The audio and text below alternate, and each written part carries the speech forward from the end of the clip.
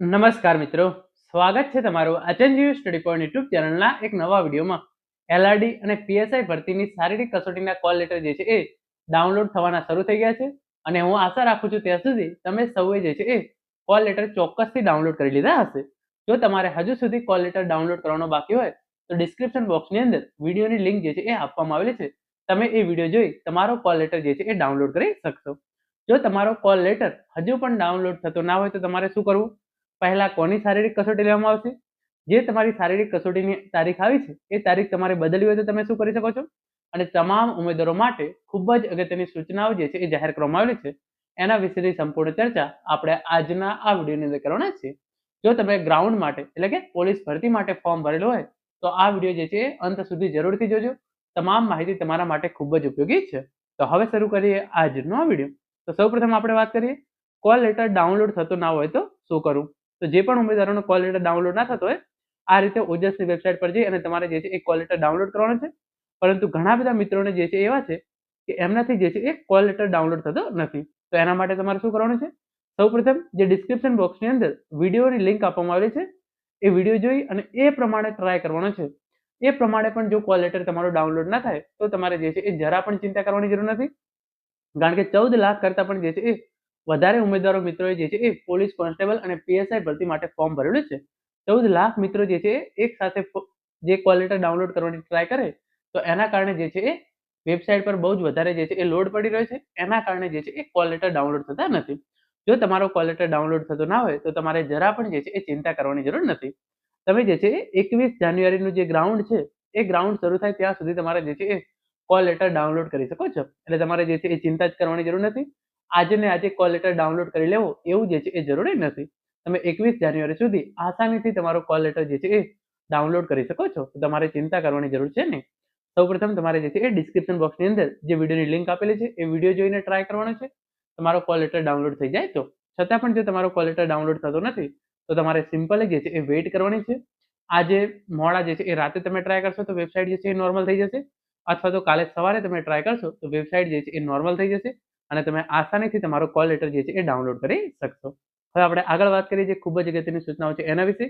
તમે જોઈ શકો છો તારીખ 12/1/2024 પોલીસ સબ ઇન્સ્પેક્ટર કેડર અને લોકરક્ષક કેડર શારીરિક કસોટીની તારીખ બદલવા બાબત. એટલે કે જે પણ ઉમેદવારોને જે તારીખ આવી છે એ તારીખે એમને શારીરિક કસોટી આપવી પોસિબલ ના હોય અને એમને તારીખ બદલવી હોય તો એમણે શું કરવાનું રહેશે એના વિશેની ઇન્ફોર્મેશન જે છે એ આપવામાં આવેલી છે. એના પછી આપણે આ જે છે એ તારીખ કઈ રીતે બદલવી એ જોઈ લઈએ. એના પછી કોની શારીરિક કસોટી પહેલા લેવામાં આવશે અને કઈ કઈ તારીખો દરમિયાન લેવામાં આવશે એની પણ જે છે એ આપણે વાત કરીશું. તો સૌપ્રથમ તમે આ જોઈ શકો છો જે પણ ઉમેદવારોને શારીરિક કસોટી તારીખ બદલવાની ઊભી થઈ હોય તેમણે અરજી સાથે કોલ લેટરની ઝેરોક્ષ અને જે કારણથી તારીખ બદલવા માંગતા હોય તે અંગેના પુરાવા સાથે ગુજરાત પોલીસ ભરતી બોર્ડની કચેરી, બંગલા નંબર ગ12, સરિતા ઉદ્યાનની નજીક, સેક્ટર 9, ગાંધીનગર, પિનકોડ 382007 ખાતે નીચે જણાવેલા નમૂનામાં જે છે એ અરજી કરવાની રહેશે. તો આ પ્રમાણે તમારે જે છે એ તમે જોઈ શકો છો. આ પ્રમાણે તમારે જે છે એ ઉમેદવારનું પૂરું નામ, confirmation number, roll number, mobile number, તારીખ અને આ પ્રમાણે તમારે જે છે એ અરજી કરવાની રહેશે. તારીખ બદલવાનું કારણ જે છે એ તમારે અહીંયા નીચે લખવાનું છે. તો આની જે આ સંપૂર્ણ પીડીએફ જે છે એ તમને ટેલિગ્રામ ચેનલની અંદર મળી જશે. તમારે કયા કયા ડોક્યુમેન્ટ્સ જોડવાના છે એની પણ ઇન્ફોર્મેશન જે છે અહીંયા આપવામાં આવેલી છે. કોલ લેટરની ઝેરોક્ષ અને જે કારણથી તમે તારીખ બદલવા માંગતા હોય એ અંગેના પુરાવા જોડી તમારે જે છે એ અહીંયા રૂબરૂમાં અરજી કરવાની રહેશે. તો તમારે ગાંધીનગર આવી અને અરજી કરવાની રહેશે. કયા કયા કારણોસર તમે આ તારીખ જે છે એ બદલી શકશો? અહીંયા જે છે એ 4 તારીખ આપવામાં કારણ આપવામાં આવે છે. તમારા પોતાના લગ્ન હોય અથવા તો તમારા સગા ભાઈ બહેનના લગ્ન હોય, કોઈ પણ બીજી પરીક્ષા તમારે આવતી હોય, કોલેજની પરીક્ષા આવતી હોય તો તમારે જે છે એ બદલી શકો છો. ઉમેદવારોના માતા પિતા, ભાઈ બહેન, દાદા દાદી, પત્ની, પુત્ર પુત્રીનું અવસાન થયેલું હોય તો તમે જે છે તારીખ બદલી શકશો. અને ઉમેદવારોને પરીક્ષાના દિવસો દરમિયાન જો ગંભીર બીમારી હોય અને જરૂરી મેડિકલ પ્રમાણપત્ર ધરાવતા હોય અને પરીક્ષા પહેલી અરજી કરેલ હોય તો આ 4 કારણોસર તમે જે પણ ગ્રાઉન્ડની તમને તારીખ આપવામાં આવેલી છે એ તારીખ જે છે એ બદલી શકો છો. આ વાત થઈ ગઈ ગ્રાઉન્ડની જે છે એ તારીખ તમે કેવી રીતે બદલી શકો છો એના વિશેની. તમારી જે છે એ ગ્રાઉન્ડ શરૂ થાય એના 3 દિવસ પહેલા તમે જે અરજી કરી દીધી હશે તો જ તમારી અરજી જે છે એ ધ્યાનમાં લેવામાં આવશે.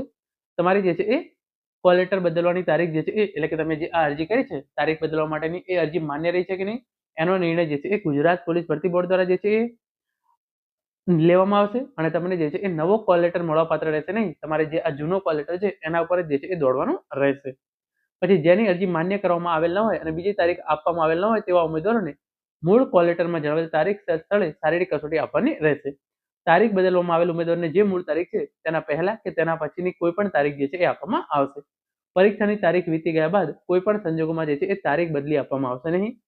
હવે આપણે વાત કરીએ કે શારીરિક કસોટી પહેલા કોની લેવામાં આવશે. તો તમે જોઈ શકો છો, પોલીસ સબ ઇન્સ્પેક્ટર કેડરની લેખિત પરીક્ષા સમયસર યોજી શકાય તે હેતુથી સૌપ્રથમ પોલીસ સબ ઇન્સ્પેક્ટર કેડર તથા લોકરક્ષક કેડરના બોધ અને ફક્ત પોલીસ સબ ઇન્સ્પેક્ટર કેડરના પુરુષ ઉમેદવારોની તારીખ 21/1/2026 થી તારીખ 9/2/2026 દરમિયાન તથા મહિલા ઉમેદવારોની તારીખ 21/1/2026 થી તારીખ 7/2/2026 દરમિયાન શારીરિક કસોટી જે છે એ યોજવામાં આવનાર છે.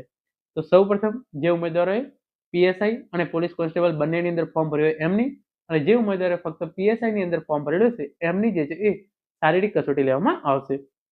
જે પુરુષ ઉમેદવારો છે એમણે જે પીએસઆઈ અને પોલીસ કોન્સ્ટેબલ બંનેની અંદર ફોર્મ ભરેલું હોય અથવા તો પીએસઆઈ એકલાની અંદર ફોર્મ ભરેલું હોય એમની શારીરિક કસોટી તારીખ 21/1/2026 થી તારીખ 9/2/2026 દરમિયાન યોજાશે. અને જે મહિલા ઉમેદવારો છે એમની શારીરિક કસોટી તારીખ 21/1/2026 થી તારીખ 7/2/2026 દરમિયાન યોજવામાં આવશે. અને જે ઉમેદવારોએ ફક્ત પોલીસ કોન્સ્ટેબલ માટે ફોર્મ ભરેલું છે એમની શારીરિક કસોટી તારીખ 10/2/2026 થી તારીખ 13/3/2026 દરમિયાન જે છે એ યોજવામાં આવશે. અને જે મહિલા ઉમેદવારો છે કે જેમણે માત્ર ને માત્ર પોલીસ કોન્સ્ટેબલ માટે ફોર્મ ભરેલું છે એમની શારીરિક કસોટી તારીખ 9/2/2026 થી તારીખ 6/3/2026 દરમિયાન જે છે એ યોજવામાં આવશે. તો આમ તમે જોઈ શકો છો 21 તારીખથી જે છે એ શારીરિક કસોટી શરૂ થશે અને 13/3/2026 સુધીમાં તમામ ઉમેદવારોની શારીરિક કસોટી જે છે એ પૂરી કરી દેવામાં આવશે. પછી જે ઉમેદવારોની તારીખ બદલવી હોય એમના માટેની જે છે ઇન્ફોર્મેશન આપવામાં આવેલી છે કે જે છેલ્લી તારીખ છે પીએસઆઈ માટે જે છેલ્લી તારીખ છે જે છે એ 9/2/2026 છે અને જામનગર ખાતે છેલ્લી તારીખ 8/2/2026 છે. મહિલા ઉમેદવારોની છેલ્લી તારીખ તારીખ 7/2/2026 રહેશે. એની જે છે એ થોડી ઘણી ઇન્ફોર્મેશન જે છે એ અહીંયા આપવામાં આવેલી છે. તો મોટું તમારે જે છે એ ધ્યાનમાં રાખવાનું છે. સૌપ્રથમ જે ઉમેદવારોએ પીએસઆઈ અને પોલીસ કોન્સ્ટેબલ બંનેની અંદર ફોર્મ ભર્યું હોય અથવા તો એકલા પીએસઆઈ ની અંદર ફોર્મ ભર્યું હોય એમની શારીરિક કસોટી આવશે.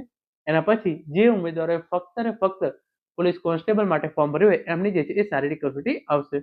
તારીખો જે છે એ તમે અહીંયા જોઈ શકો છો અને તમારા કોલ લેટરની અંદર તમારે કઈ તારીખે દોડવા જવાનું છે એની ઇન્ફોર્મેશન આપવામાં આવેલી હશે. Thank you so much for watching.